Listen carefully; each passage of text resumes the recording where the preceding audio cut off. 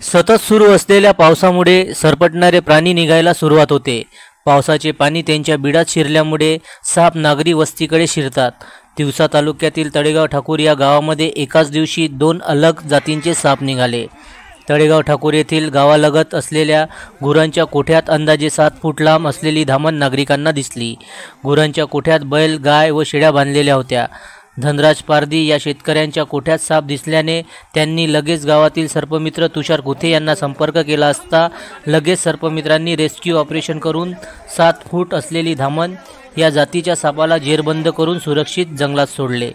सर्पमित्राचे rescue operation सुरू असताना त्यांना सोमेश्वर पिसाळ यांच्या घरी अंदाजे 2 फूट कोब्रा नाग निघाला असता कॉल आला. त्यांनी लगेच सोमेश्वर पिसाळ यांच्या घरी जाऊन मोठ्या धाडसाने रेस्क्यू ऑपरेशन करून विषारी सापाला जेरबंद करून जंगलात सोडले.